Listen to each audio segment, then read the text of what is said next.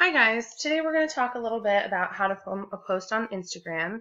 If you're trying to build a brand or a blog or a business on Instagram, you definitely want to utilize it to the best of your abilities to try and convert all your followers and your likes and the engagement to customers or readers or followers. So we're going to talk about a few things that you need to know if you're trying to build a reputation on Instagram. Now, there are so many different types of Instagram accounts that you can do that all of these tips will kind of apply to different kinds of accounts, but hopefully you'll be able to take away something from this no matter what your goal is. Now, of course, the most important part of an Instagram post is a quality photo. You don't necessarily need to have the newest, smartest, best phone or a DSLR camera or anything like that. As long as you can get some good lighting, nice colors to go with your feed, you'll be fine. If you're a business, you're going to want to focus on lifestyle photos. So for instance, if you're doing jewelry sales or any kind of handmade goods, you want to either, whether you hire models, you use your own pictures that you take, or you have your customers review items and take their own pictures, you just want to have pictures of your products with people to make it more personal and engaging. Those types of photos do really well on business accounts, so if you are trying to build a business, keep that in mind. If you're really trying to build a brand, what you want to do is create what we call a cohesive feed. As you can see, this feed is basically all the same thing. Now, you can see where I was kind of trying to get a footing here on what kind of streamlining I wanted to have, and now I have a consistent pattern that's really good for branding. So when people see these pictures, they're going to know, okay, that's her. Or when they see these food pictures all on the same plate, typically same lighting, same background, they're going to know, okay, that's the same person. So whenever you're doing branding on Instagram, you want to make sure to find a common theme that works for you really well so that you can follow it. Something I want to touch on really quick that's a little bit different is lifestyle bloggers. Now, I am primarily a food blog, as you can tell by my feed probably, but in all, I am a lifestyle blogger, so I do blog about other things that aren't necessarily relevant to the food that I'm eating that day or the workout that I'm doing that day or any kind of thing like that.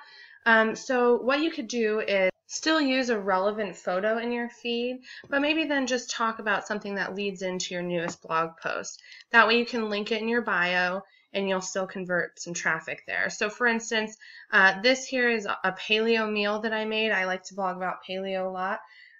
So for the paleo meal, I recently wrote an article about paleo during pregnancy. Now, I didn't mention it in this picture, but a couple others I have. But this one, you can see you still want to have a captivating caption, but then I could have said, oh, and by the way, this is part of my paleo during pregnancy series. Check it out in my bio. And then you have the link there, which hopefully will inspire people to go check out what's on your blog. So kind of you can do it with anything. If you're doing product reviews, you could do it that way. Just as long as you're still using relevant pictures in your Instagram feed as far as branding and keeping consistent. But still, if you're putting out quality content, people will want to read what you're writing, and hopefully that will convert into page views and traffic and new readers for you. Now, I typically don't heavily edit my photos because they are just pretty basic food photos. If you are putting higher quality photos out, you may want to edit them through Lightroom or Photoshop. Most of mine I just use the same Instagram filter for to make them a little bit brighter. This avocado was kind of dull, but using that filter made it look a lot more green and appealing to the eye. So just little things like that you want to keep in mind. And also when you're branding and stuff, just having that consistency. You'll see I try and do mostly bright colors, different colors all the time, trying to keep it changing up and stuff so it's interesting for the followers. The next thing you want to include on your post, besides your quality content and tying it into your brand or your business or your blog, is captivating captions. Now, I talk a lot about fitness, healthy eating, and stuff like that, but of course I'm not perfect, and so I talk about that very openly on my Instagram, and I think that people relate to that, so that's something that works really well for me. But you'll know best what your followers want and what they're wanting to read in a caption. If they want to read very personal stuff, if they don't want to read very personal stuff, it's kind of up to you and how you want to do your Instagram and what your Instagram is about. Businesses, people like to really see behind the scenes stuff. So if you do end up doing like a behind the scenes kind of series of posts, letting people in and letting them know how your business runs and what your day-to-day life is like, those are types of things that would be engaging for a business. versus a blog, where as my blog is kind of everything is engaging because I talk about just my entire lifestyle. You'll see there's a lot of comments on this one because it was a really engaging post. And also the next thing we're going to talk about is hashtags that are relevant to your niche and your target market. So I use different hashtags on every picture, and I do try and change them up every once in a while. For the food ones, I mostly use the same hashtags. You'll see here, all the food ones. IMM Tribe, that's a networking one that I do. And then just anything that's relevant. Now, you can use 30 hashtags, so don't be afraid to use the maximum, because all that's going to do is get more exposure to your picture and your account. Usually I use the maximum, but not always. You'll also notice that instead of putting my hashtags directly in the caption, I put them in a separate comment. Some people put them directly in the caption. Some people will do spaces, a bunch of spaces with dots, and then the hashtags.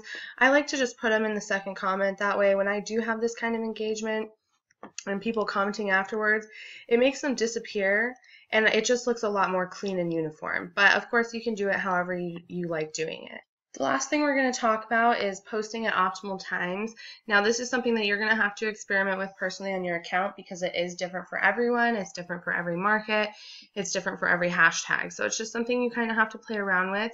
Now, you'll notice that this series of 6 pictures right here on my account were all over 100 likes. They had a decent amount of comments on all of them.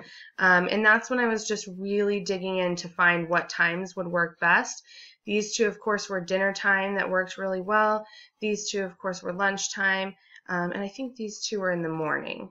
So you'll see that after that, some of my engagement has kind of dropped down because I was changing times, trying to find what works. So of course, just when you find that sweet spot, write it down, keep it handy, and just follow a schedule once you find it. All of these things are really key for forming a post on Instagram if you're trying to grow your account and grow a business, brand, or blog. So hopefully you can put some of these tips to use and see some growth and engagement on your Instagram account.